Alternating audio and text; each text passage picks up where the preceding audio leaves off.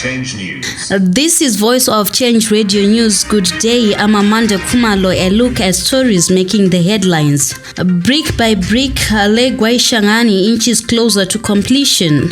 In business news, tourism sector attracts $300 million in investment.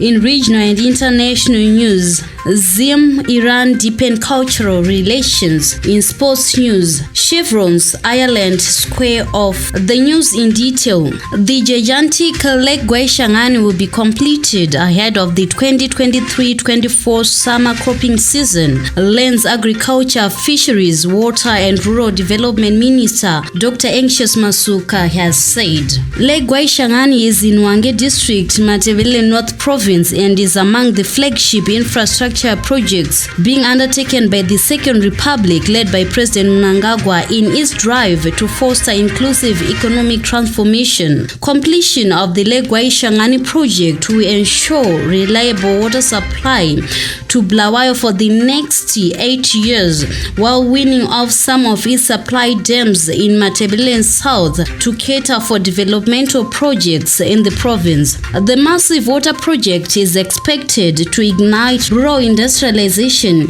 across the Matebele region, where communities will have access to clean water and electricity to power local institutions. President Mnangagwa has said power challenges will be intensely improved as government is working on the best and most reliable power supply. With the imminent commissioning of Unit 7 at Hwange Thermal Power Station about to add 300 megawatts to the national grid, Zimbabwe's electricity challenges will soon be overcome. President Mnangagwa said the upgrading and expansion of Hwange Thermal Power Station is one of the clear testimonies that the future of the country's power situation is bright. Unit 7 of Hwange Thermal Power Station has been completed and the generation systems tested and accepted. People in Matebele region will be able to access courts virtually starting on February 1 this year as part of efforts to enhance access to justice by the Judiciary Service Commission. The virtual court system will digitize the labor court and the administrative courts housed in Bulawayo. Dubbed the second phase of the integrated electronic case management system, the virtual courts will address a number of challenges that hindered members of the public from easy and timely access to justice. The system is a web-based case management system which powers and tracks all aspects of a case life cycle from initial filing through disposition and appeal. This is in line with the government's policy to take the justice delivery system to the people in line with the National Development Strategy 1 NDS 1. Moving on to business news. About $300 million was invested in the tourism sector last year, an official has said, putting the industry badly affected by coronavirus and illegal sanctions on a solid footing. Zimbabwe Tourism Authority ZTA Chief Executive Ms. Winnie Chanyuka said the money was largely spent on the construction of new hospitality facilities such as lodges and hotels as well as renovations. The ban on travel and public conferences significantly suffocated the global tourism industry. However, the industry is recovering from the effects of the pandemic after many countries eased the restrictions. A look at what is happening beyond our borders.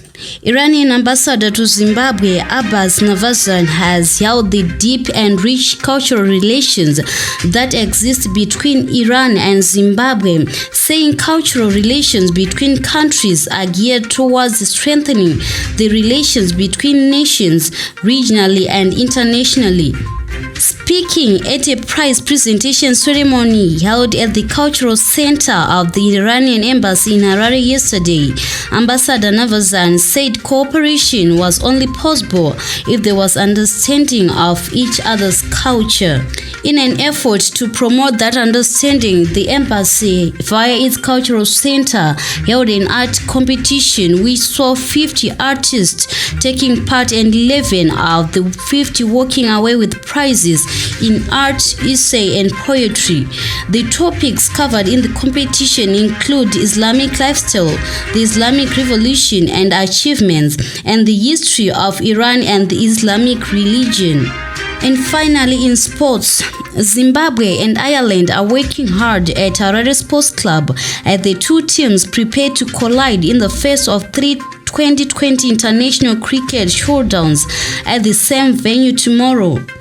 The Chevrons in camp since last week who have to do without their star player in white ball cricket last year, Skandar Raza, who is keeping the T20I series to play for Rangpur Riders in the Bangladesh Premier League.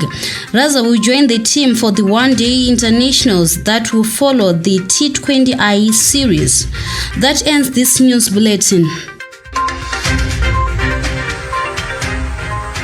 Voice of Change News.